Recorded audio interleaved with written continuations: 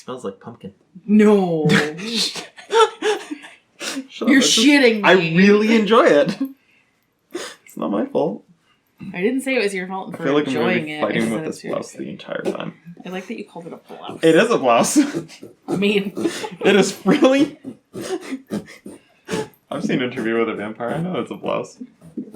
You've actually seen Interview with a Vampire? I have, actually. Out of all the movies I've asked you if you've seen that, it's the one you've seen? You've never asked me if I've seen that one. An Anne Rice adaptation? Yes. Okay. Are we recording yet? Oh!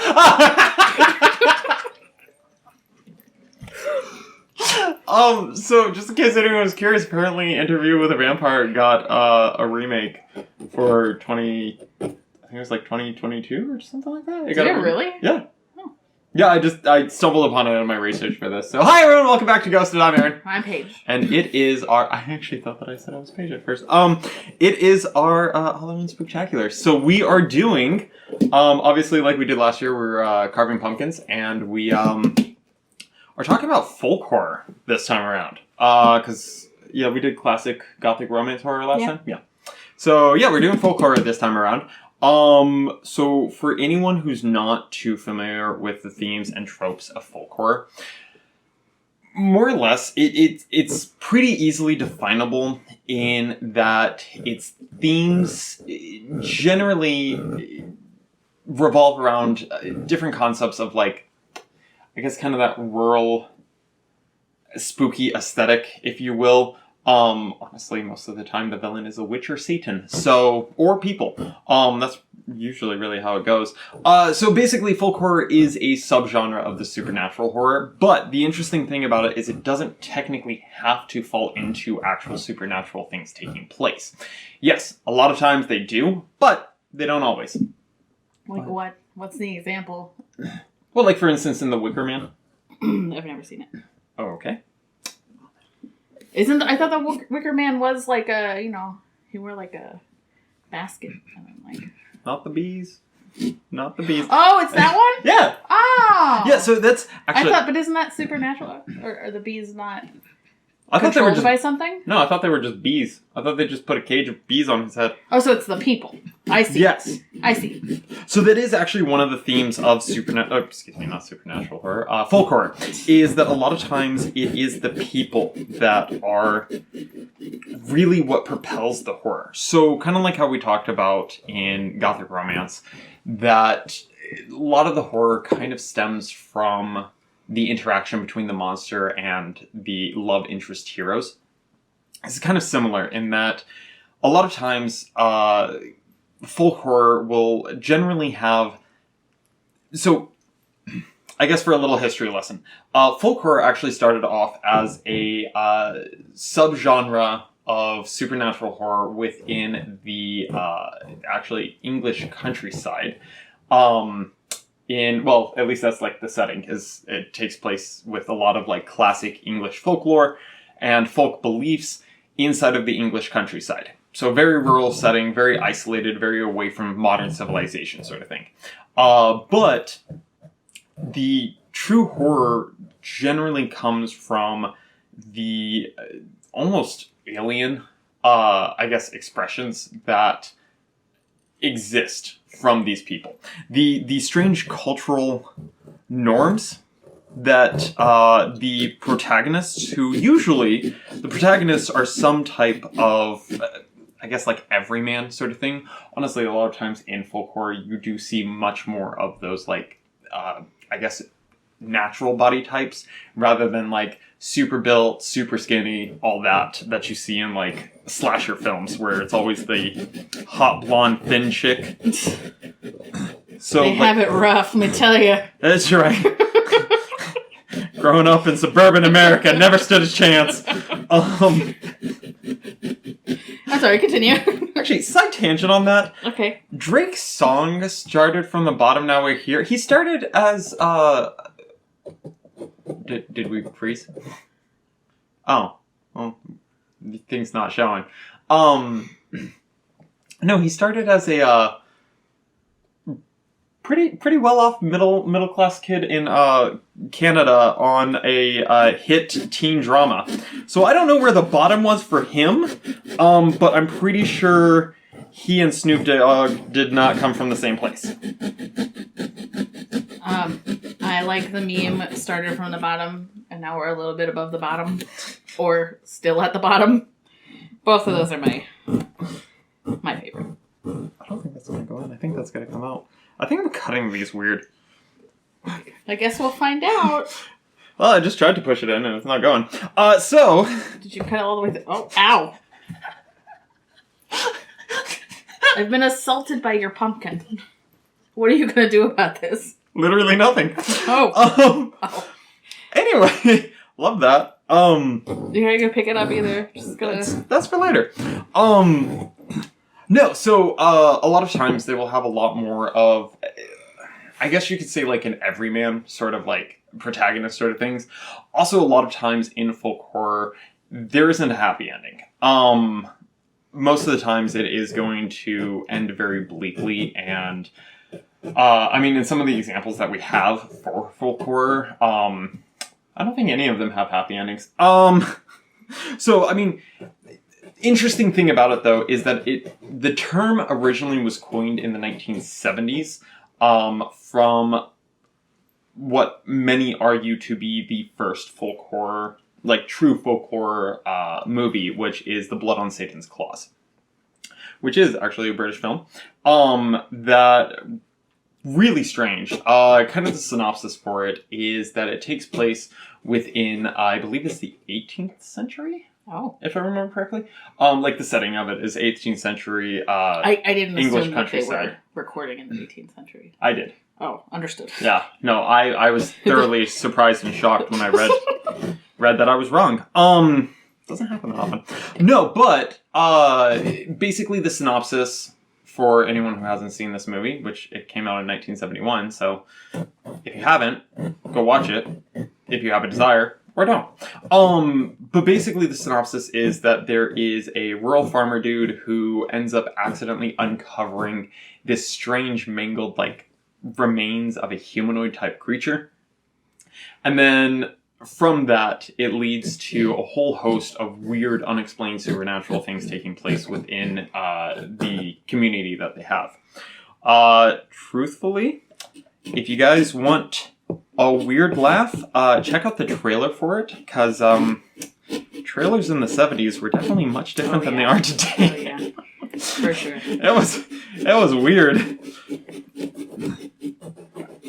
Got it. So, yes, there's The Blood on Satan's Claws. You know what, though? I have to say, I'm sorry to interject. I do appreciate, though, how, like, movies today, I feel like I watch the preview and I've seen the whole movie. Like, I can ascertain what's going to happen. Because they show, like, a 9-minute, basically a synopsis of what's happening. They really do. Yeah. And then, like, in the 70s and, like, earlier, it was just kind of like, oh, there's going to be this. Come watch it.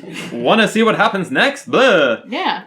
That's exactly how they do it. I'm just saying. Even with the blood. Blah, blah, blah. Blah, blah, blah. Okay, so, side tangent, I can't remember who made mention of this last year, but Hotel Transylvania actually was a really good movie. It really was. I'm sure if not in the last Halloween episode, we have said it before, because it is. Yeah, honestly, I fully expected to go into that movie hating it. I did not. It's Adam Sandler. What could go wrong?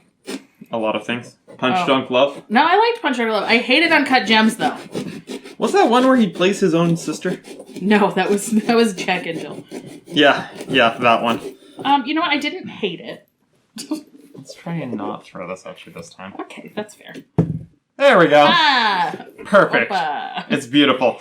No, so the themes that usually take place within it, and I mean, let's see, it kind of, like, there were a few movies that came out kind of in the 70s, and then for the most part, the folk horror genre died down, like, out of popularity for a small stint of time until, like, the 2010s. It just, for whatever reason, got revitalized and it became very popular. Now, I mean, notably, there is the Blair Witch Project, which came out in 1999, I believe. Something like that. Which I've never seen. Not shocking anymore. You've known me for how long? Everyone knows I don't watch movies. No, but the Blair Witch Project is another one of those situations. And actually, I mean, truthfully, the shaky cam setting usually lends itself pretty well to folk horror, just because of like the rugged and uncut feel that the folk horror has. So a lot of times it tends to work out pretty well to do it in that kind of fashion. I know that for Blair Witch Project, again, it kind of tackled similar themes and issues of people being in a new setting, isolated from the rest of the world. There was something about a map. I just want to stop. That led to them finding a haunted woods or something like that. Yeah, I'm pretty sure you know better about the actual storyline of the Blair Witch Project than I do. Yes, they found the area, and then there was all these like weird symbols and stuff. Okay, so it again, and then it never it never shows you exactly. It shows you some of their demise, but it never shows you like what is. Okay, can you explain to me the antagonist? What is up with the whole Blair Witching in the corner thing? It has something to do with the ending because, like, spoiler alert, I guess. So, film is almost 20 years old. That hurts my heart.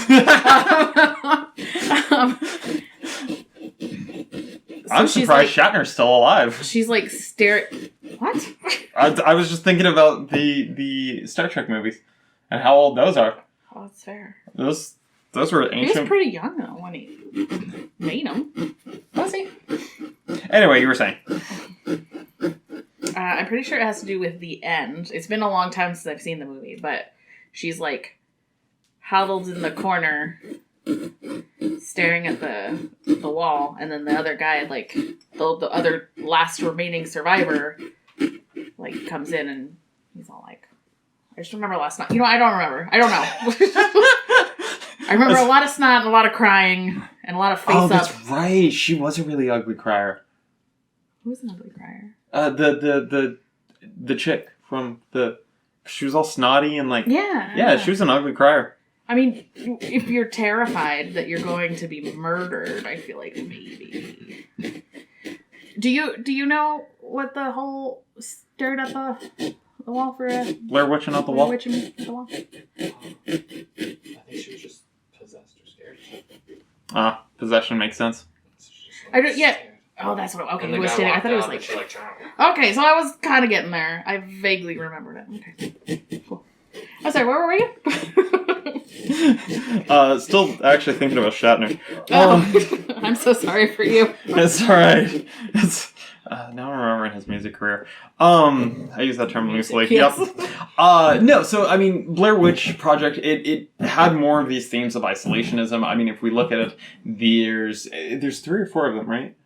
Something like that? Probably. There's 3 or 4 of them. They go into a secluded forest environment, cut off from civilization. Obviously, this is the early 90s, so they don't really have cell phones at the time, which kind of helps add to the isolationism. And then even when they're in there, they end up stumbling upon a cottage or something like that. There was also like the losing of the map. First it was a joke, but then they actually lost the map for whatever reason. I don't know why, but okay. Also, what a weird joke. Like that just... Tee-hee, we're gonna get lost. Yeah, the compass is always also gone. Tee-hee, we're all gonna die in the woods. LOL. Like, okay, cool. Good joke, bro. It worked. It's, that's fair. But no, it's more of those themes of isolation and kind of this unsettling environment where the individuals just do not... They don't know what's going on. They don't know how to get out of there. They don't know anything for the most part. My screen went blank. Is it a likened to? Oops. Well, never mind. Continue as you were. No, what's your question? I was gonna say because I almost get a sense of when it's people and stuff like that, like just xenophobia and We were gonna get into that. Okay, sorry. No, you're good. You're good. I feel like you always do that. I know. It's kind of just expected at this It's point. how my brain works. We also do have, like, The Wicker Man, both the original one and the... Because, fun fact, the one with Nicolas Cage is actually a remake of one made in 1973. Oh. Yep.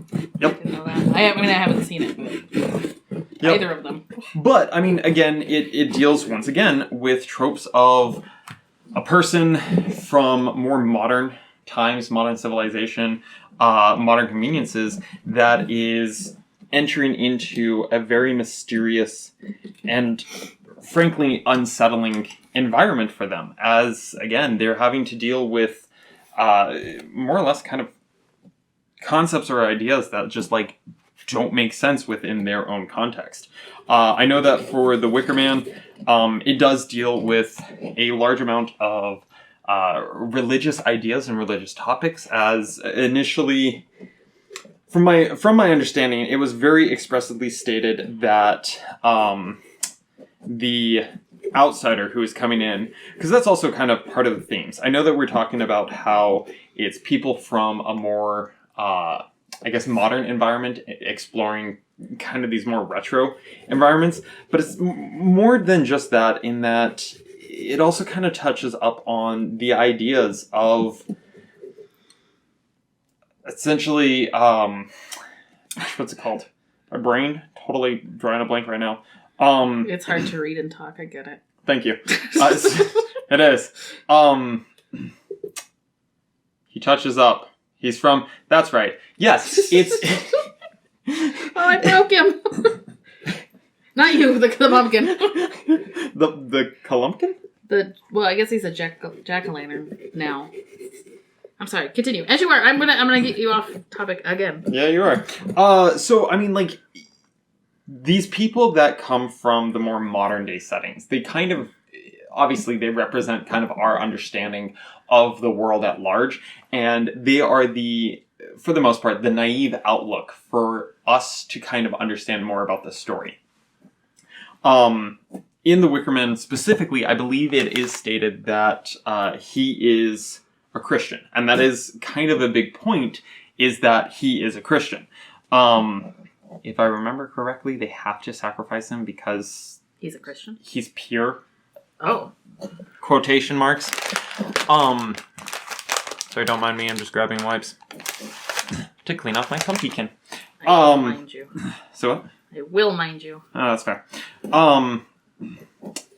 So yeah, so it kind of creates... honestly, this is a theme that in most of my research, I have not seen anyone touch up on it. But there is a theme of almost otherism, kind of within the genre. There's a lot of conversations within it about the idea of, like... Not one of us. Essentially, yes. Obviously, there is some naivety from our POV character, in that they are kind of... I mean, yeah, they're coming into a new world with absolutely no understanding of it. They're having to deal with ideas or concepts that don't really necessarily make a lot of sense to them because, of course, there's a cultural difference there. In The Witch, that's another one. Yeah, The Vivitch. The Vivitch. In The Witch, we kind of see some of these concepts play out a little more. It's... For anyone who hasn't watched the movie, it is actually pretty good, so... You've seen that one? I've seen parts of it. Okay. Come on, it's me. I never watch a movie all the way through. Yes. I'm sorry, continue. I have the attention span of a mole rat. I can confirm that. Mm-hmm. No, but in The Witch, we see our POV characters, well, honestly, like, all of them, they literally seclude themselves and go out from the safety of their, I guess, village that they were a part of, to enter into a more natural environment and a more natural setting, allegedly to get closer to God and whatnot. So again, we have another example of Christianity being a heavy focus. Now that I'm thinking about it, how well do these movies work for Jewish or Muslim families? Like, if they're coming from a very Christian standpoint, how well does that work for non-Christian people? So I started watching a show where it's very like heavy into like Judaism. Like the whole show is in Hebrew. Oh, that's kind of cool. But it's interesting because there are vampires, and the vampires are not allowed to eat the Jews. They're not allowed to. Oh, this is why you turn were them into a Jew. Yes, this is why I was asking. It's a great show, though. So the other night, Paige randomly asked me. She was like, "Why would vampires not allowed? Why would they not be allowed to feed off of Jewish people?" And my best guess was, I don't know, because the Jews are God's chosen people. Like that's the closest reason I could give for you. And that makes sense now. It hasn't quite been explained yet, so I'm hoping that they'll have a reason. I'm sure they will, and I'm sure mine probably isn't right. But yeah, it's a good first draft. No, but again, these ideas of Christianity against almost darkness and evil, essentially, is kind of like the ideas that we see within The Witch. Again, it's another one where it does not really have a happy ending. I don't want to spoil it, but it does not have a happy ending for the Christians. Now, with that as well, one that I do actually highly recommend that everyone watches is The Ritual. It is kind of gory. If you have not seen it, I do recommend it. It's actually pretty good. Why does that sound familiar? The Ritual? Yeah. It was a 2017 film. Honestly, you may have seen it. It was... I don't know if it was popular, really. But I remember hearing a lot about it when it was in theaters. Or shortly after its release. I don't actually know anything about theaters. So, shortly after its release, I had heard a lot of good positive things about it. But anyway, no. So in The Ritual, again, it's honestly, hopefully you guys can see the very common theme between all of these films is that it is a bunch of Christians going to non-Christian territories. And... Oh, like a Mormon and missionary. A Mormon and missionary? Yeah, being on a mission. Oh, gotcha. Or taking whatever they call it. I believe they do call it mission work. I believe it is technically their mission work. It's just, instead of leaving the country, actually there are some that leave the country. There are. But I've seen them... Book of Mormon. I wanted to. I know, I'm sorry.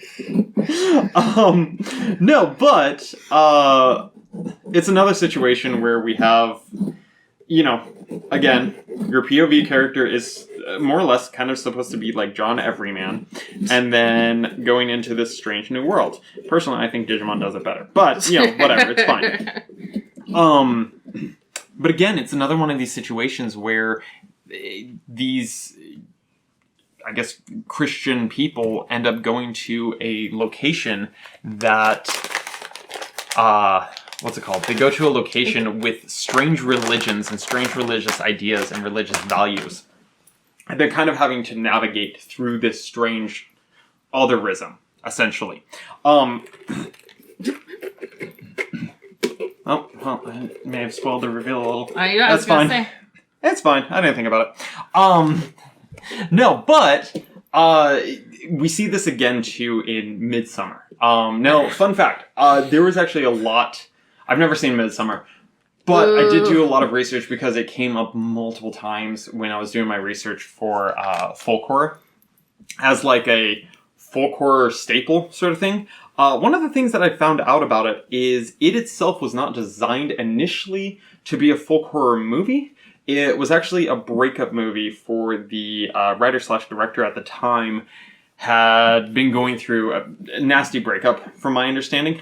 And so he kind of wanted to do this more or less to kind of like help himself grieve. Which, truthfully, I mean, that's one of the beautiful things about art, is that it can be an expression for you as an individual to be able to get things off your chest and be able to like move forward. Yeah.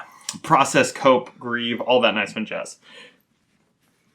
So with Midsummer, honestly, in my research, there's a lot of very problematic kind of views and events that take place in the film. Not just in regards to murder, because that's, if you're going to a horror film, of course somebody's going to get got. That's just going to happen. Not necessarily.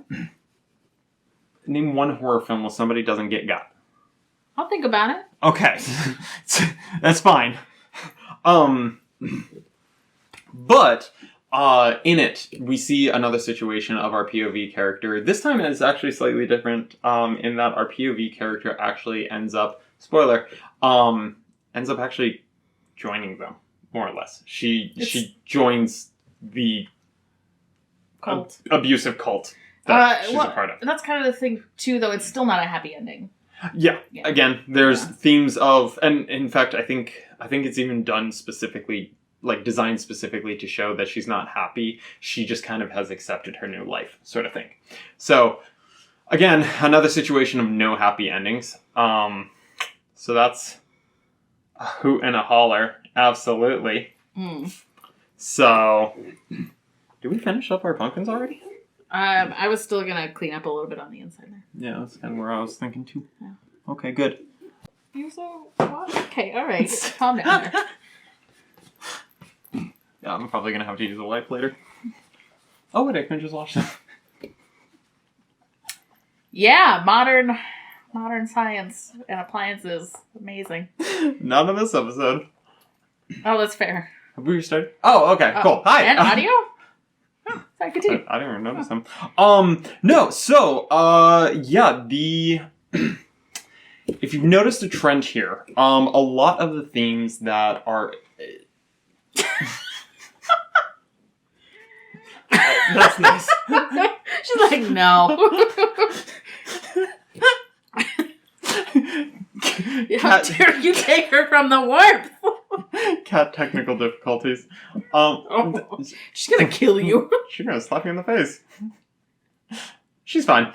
Anyway, so a lot of these themes delve into...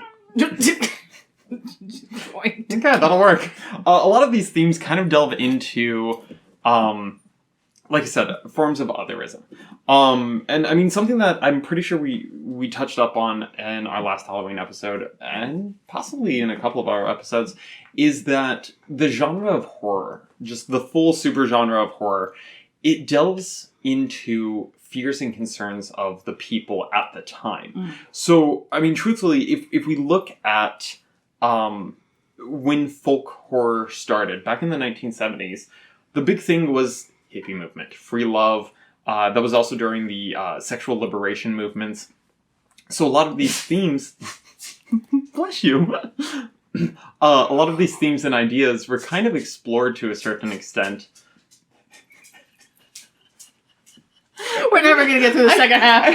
I really wish that they could see it. The dog was dancing. Anyway, no, so a lot of these themes are expressed within folk horror. And it kind of makes sense that there was a resurgence in the 2010s as well. Because if you think about it, during the 2010s, I mean, that's when we really started to delve into trans rights as well as problems that trans people experience. As well as you had a critical look at race interactions and race relationships, as well as, I mean, Brexit took place within the 2010s. There were so many things that went against the established traditional status quo. But one that actually we didn't really talk about that much that also took place during the 2010s is there have been just a multitude of different folk religious revitalization movements. I know that we've talked about it in a couple of episodes before. I mean, in Slavic countries, there is a movement to the point that there's a church in Russia now dedicated to traditional Polish, or not Polish, sorry, Slavic, Slavic folk religions. I mean, Wicca, witchcraft. There's been like a whole movement within the 2010s about like reclaiming the title of witch for more or less religious or spiritual context. And like we see these tropes being touched up on. The main villain within most, if not all, folk horror genre films are witches, Satan, and people who don't adhere to the established status quo. So when we look at that and we look at through the contextual lens of what's going on within the world as a whole, like I said, a lot of things within the 2010s were starting to be kind of upturned a little bit. And I mean, not necessarily to get too political, but like the BLM movement, that first started within the 2010s. And that was really an opportunity, at least for America, to eventually spread further. But within America, it really took the world, well, it took the American public by storm and was a very decisive, or divisive, there it is, not decisive. It was a very divisive topic within America because you had individuals who kind of did legitimately have this worldview that, oh, it's not a big deal, racism is dead, and then you had other people who were like, no, it's not dead, it's still very much so alive. Granted, it did not start to get more traction until later on within the 2010s, but it's touching up on this idea of otherism. It's touching up on cultural differences. I mean, I know that we've talked about it before, that, my family is they're very strange by a lot of American customs. So even though I was born and raised in America, a lot of my family's customs are not really things that are touched up on or really celebrated within America. So it can be very strange for, or it has been, I guess I should say, it has been very strange for a lot of my friends to kind of just see how different my family is by comparison to their family. And then, of course, vice versa. It was strange for me to experience their cultural norms as well. Not strange in a negative way, but strange as in like a brand new way of looking at things. To a certain extent, folk horror in general does kind of have this slight xenophobia to it. It does also have a slight ethnocentric view as well, because most of the time our POV characters are portrayed as the protagonists. They're portrayed as the good guys, more or less. And at the end of the day, when we're talking about cultural things, there's not really a good and bad. However, things get painted a little differently within the actual horror genre, as because like the good is like don't kill people and the bad is like do kill people. But like for a reason. I mean, yes, it's for a reason, but in general, don't kill people is probably the right way to do things. But I mean, yes. Don't unjustly kill people. How about that? Better? Okay, maybe not. My bad. I'm just saying. You're not saying, but you're just saying? Yeah. Okay, that's fair. No, but a lot of what we see within the genre is this ethnocentric view of, honestly, pro-status quo, pro-Christianity, pro what the general public determines to be normal. Whereas inversely, the strange new world that we are introduced to, it stems from a lot of traditional Christian-biased folklore belief against like witches and Satan, more or less. Which, I mean, a couple of episodes ago we talked about the origins of Satan and really the etymological origins of evil in general. And within that, we did present the fact that modern understanding of Satan is not the same as the traditional interpretations of Satan. But aside from that, we also have talked about before that, like, witches and witchcraft, the idea of magic was never a bad thing until the introduction of the Abrahamic religions. And then suddenly it starts to become a bad thing. And that's kind of what we see here.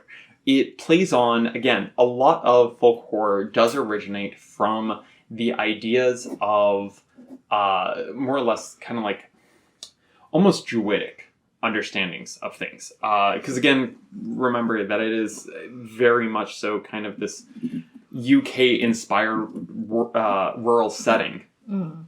So what exists within UK folk belief? Which is Druidism, harvest time, there have been some recordings of human sacrifices taking place on the British Isles. So we kind of see that being expressed more and more within folk horror. Again, Midsummer. They have a whole human sacrifice scene. It's a whole thing in there. It is. The Witch, yes and no. It's a lot more subtle. It's not necessarily like human-led human sacrifice. But they're like happy. They're just like, yeah, I'm old. Let's do it. Well, I mean, honestly, like even the Ritual kind of has.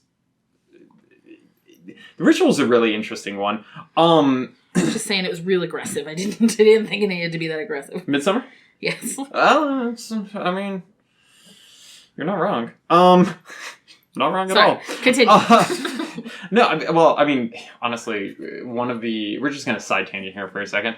One of the problematic scenes within Midsummer is they do have, trigger warning for anyone, they have a sexual assault rape scene, but it's against the guy. So it's unfortunate that there are so many people who view that scene as a female reclamation scene rather than viewing it as what it is. This is messed up. Yeah. Like at the end of I'm pretty sure we've been pretty expressive on this show. Nope, that's just wrong. Doesn't matter who the victim is. Doesn't matter who the aggressor is. That's just wrong and you're a bad person. So don't do that. That's kind of our stance. Yeah, we don't tell you to not do a lot of things. Unless it's for legal purposes. Don't do drugs. Unless they're prescribed to you. And don't commit arson. Unless you're a pyrotechnic and it's part of your job fair. description. Yeah, see, there's That's always fair. justifications. But within it, it's painted in such a light within the movie that it feels a little weird because it does feel almost like you're supposed to be cheering on the cult for sexually assaulting the male who's going through this. And that's problematic. Extremely problematic. There's also too, in one of the reviews that I was reading about Midsummer, they were talking about how the Americans were the single dumbest people they've ever seen, even by contrast to the other people who stumbled upon the village that were European. The Americans are like, yeah, let's stay, whereas everyone else is like, no, we're good. Yeah. Deuces. So I did think that was funny. They did it for the gram. That's kind of how it feels, to be honest. No, but again, folk horror, it can be done really well. But the issue is that it can be approached from a situation of otherism. And that's where it starts to become somewhat problematic. When you present sexual assault of any kind, regardless of who the victim is, as a positive, yeah, you kind of might have gone down the wrong path and you might need to circle back around and reassess and maybe just take that whole scene out. Just do that real quick. Now, as for all like the murders, like, yeah, it's a horror film. You're going to see murder. It's going to happen. At some point, it's going to happen. It's whatever. Not justifying murder, obviously, but it's going to happen. Just saying. Yeah, things happen. Now, again, we see, though, that truthfully, within the folk horror genre, we honestly see almost a revitalization of the witch hunts to a certain extent. We see kind of witch and folk religions presented as something to be persecuted, as something that's evil, as something that is going to, sometimes literally, kill your family, devour your children to an unholy god, and then leave you a husk that was once living.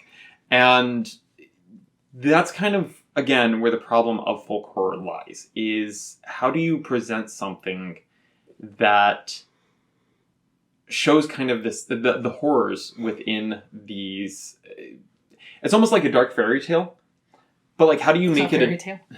Truth. But how do you make a dark fairy tale without presenting these folk beliefs in a negative light? That's kind of the thing that really needs to be addressed.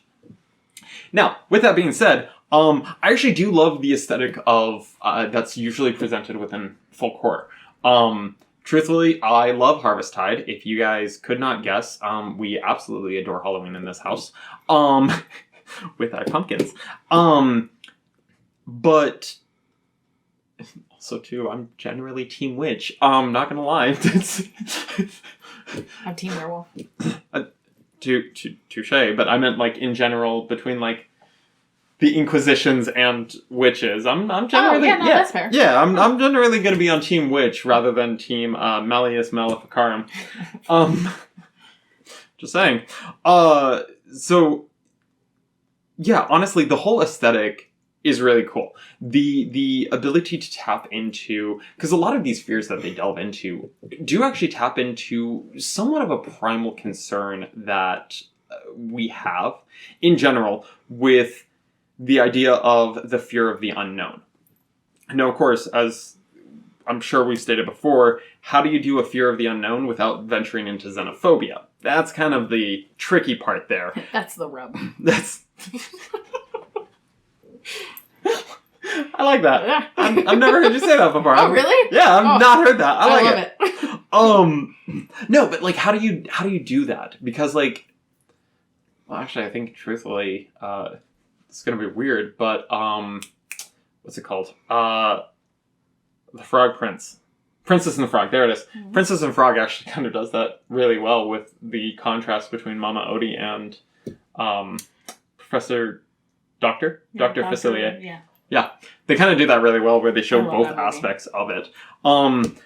Fun side tangent that I did actually want to mention is that I cannot remember. I'm pretty sure you've made mention that this is one of your favorite movies. But Hot Fuzz is actually a folk horror film. It is a critique on the folk horror genre. That's fair because yes, there is xenophobia. There is an occult. Yep. Or a cult. Or the occult, whatever. Honestly, like that guy. Fair enough. I have no idea what his name is. The guy who Hot Fuzz, Shaun of the Dead. That guy, Sean. I don't know what his name is. It's not. I know. He actually does a lot of like. Pretty much everything I've ever seen him in is a deconstruction of the genre that it's touching up on. I mean, Shaun of the Dead obviously is a deconstruction of the zombie horror film. Hot Fuzz is a deconstruction of the folk horror genre. So really, he does a great job. What is Paul? A deconstruction of extraterrestrial films. That's fair. I mean, it's Simon Pegg and Nick Frost. Thank you. Yeah. We did not know that. No. The Irrational Fear of Everything or something like that is another one that he's in. That's essentially like a serial killer movie, but it's very comical. Of course. Okay. So it's probably a deconstruction of serial killers. Probably. Or the probably the murder porn fetish. Maybe. That's my assumption. I've never even heard of this movie, so I don't know. That's great. I hope I'm saying it right, but I'm probably not. Yeah, we'll see. No, but it's folk horror as a genre, personally, I think has a lot of room to grow. I think that we're at a good starting point, because truthfully, I mean, the Witch almost presents the bad guys as the good guys, to be honest. Just because it kind of approaches it where, yes, there is some dark, twisted things happening, but it also does not stray away from the dark, twisted things going on from the puritanical Christian standpoint. So, truthfully, it shows, honestly, kind of negatives on both sides. There are no good guys here. There is no innocence here. And, truthfully, I think that's done very well. As for Midsummer, not so much. It's, I've heard great things about it. It's not so much. Got a lot of problems to it. The Blood on Satan's Claws I actually need to watch, at some point, because from my understanding... Viewing party! Ooh! Well, I mean, Halloween is, like, now, so... Yeah. There's that. But yes, I know there was one more thing that I am totally drawing a blank on, is the stance of... I know that it has more room to grow. Mm-hmm. And honestly, yeah, truthfully, I would love to see more of the. I would love to see more. You would like them to representations. release more movies that you're never going to watch. I get it. That makes sense. No, I'd love to see more representations to kind of show, because I think that folk horror, personally, I feel that it can delve into topics of religion and culture and kind of show, rather from an ethnocentric standpoint, take more of a neutral standpoint and show the negatives of both sides. Again, like I said with The Witch, Yeah. it does that. It does that fantastically. And truthfully, I think that'd be great to see more of that. Honestly, I feel like if an American Werewolf in London stayed in the small village for the entirety of it, Yeah. it could possibly fall into the category of folk horror. But it doesn't. I like both that and the remake. There's a remake? Yeah. There's a lot of movies Or that there's I also did not know. American Werewolf in Paris. Wasn't that like a sequel or something like Was it a sequel? that? The soundtrack was slapped. Duly noted. Okay, well, we'll listen to that later. But yes, no, that's. I know there's one more thing that I'm totally drawing a blank on. These things happen. You even have notes, and yet you still forgot. I don't see you making notes. You don't like my notes. You've never made notes. I have. They're just like traditionally college outlines, and you don't like them. That's actually true. Yeah. You write like whole paragraphs. I do. It's weird. Yes, witches aren't bad. That is the takeaway here. Is that the takeaway? That's the takeaway here. As of now, that's the takeaway. That wasn't my takeaway, but okay. It wasn't mine either, but now it is. All right. No, but yes, it does. That's it. The final thing that it does touch up on when folk horror, because again, it doesn't always have to be supernatural. Sometimes it is just the people. And truthfully, I genuinely really enjoy when it does touch up on it's not supernatural, it is the people that are the problem. However, again, like we talked about, how do you do that in such a way that you're not presenting... Because, so this is one thing that I will say that Midsummer does well, is that it's not presented that this is like a Scandinavian like cultural tradition. Right. It's presented that this is a cult, and they are definitely not normal and definitely problematic. So I will say that they do a really good job there presenting it as this is not a cultural norm. Truthfully, I think that it's fantastic whenever it delves into themes like that, just because it presents us, like we talked about in the episode about the etymology of evil. You don't need Satan to be evil. You can do that all on your own. People have been doing that all on their own for a very long time. So maybe stop, but that's a whole other conversation. But I think it's really well done to show kind of this like psychological unhinging and the power that fear and persuasion both have within communities.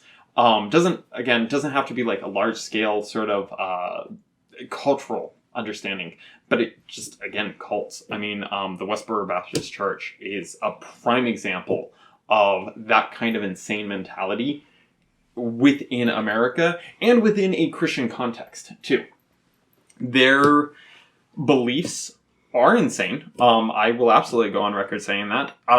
In my opinion, I think they're crazy. But they go to such extremes that unless you are a member of their church, you are damned to hell.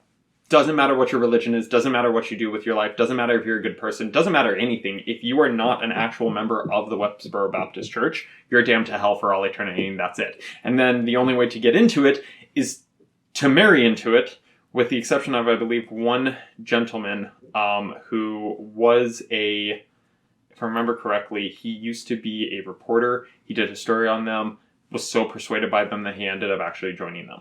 Whew. And then actually his daughter was cast out because she was talking to a boy, and she has like done multiple interviews and multiple documentaries exposing like the insanity that exists within the church.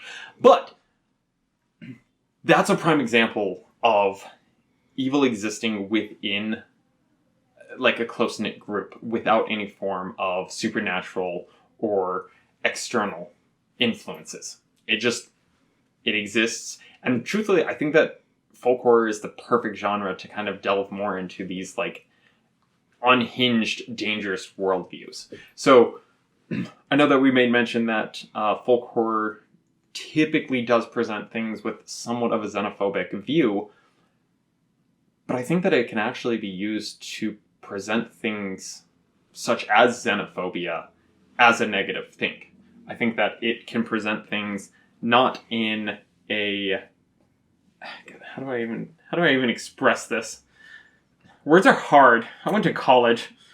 That means nothing. I assure you.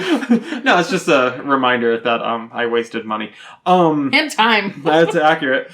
No, but I think that it can be used to kind of look at, again, these dangerous views and kind of present just how dangerous blind faith is. And just how dangerous it is to willingly go along with something that chances are you probably shouldn't be. But here we are. So, I do think that it's at a good starting point, and I think that it needs to evolve more, just in the sense that, like all forms of art and media, it allows us to delve into different emotions and experiences that we have, and it also gives a voice to more or less causes that are not really talked about. Not to be on my high horse for too long, but... I was gonna say, like, where's the soapbox? No, I'm just this tall. Lucky. That's true. Once a year, everyone gets to be reminded of just how much shorter you are than me. Fair enough. So yes, honestly, I like the genre. It's fun. It's got a lot of fun themes, depending on the film.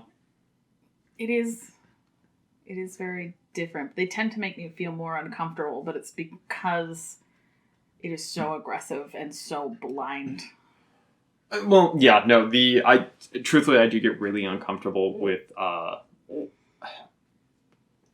blind faith. There it is. I get really uncomfortable with blind faith. So, like, having that as, like, a main theme within a lot of them. Maybe that's what it is. Yeah, it does make me go a little, But, yeah, a lot of times I side myself with the bad guys in them. And in general. I usually like the villains. Same. Yep. Venom was my favorite. Venom? Yeah, I used to have when I was younger, I had Venom and Cobra Commander. Perfect. Yep. Thanks everyone for joining us! That's all I had. Happy Halloween. Happy Halloween, and here is the reveal. Oh, I didn't shake mine out. Sorry if it has vomit in it. Oh, I actually need to shake mine out more. What? Oh, God, there's a lot actually that I need to do. Well, apparently I'm going to need to do a lot of work, so... Okay, sorry. Bye! Bye. Hey everyone, thank you for joining us today. As always, we greatly appreciate you guys listening. Stay connected with us by checking out our Twitter, Facebook, and Instagram at GhostedQQ. Also, check out our Patreon to become one of our phantoms, where you can get early access to episodes, private Discord, and more. Find us at patreon.com/GhostedQQ. And don't forget to like, comment, subscribe wherever you listen to our podcast. As always, I'm Aaron. And I'm Paige. Stay spooky. Alright.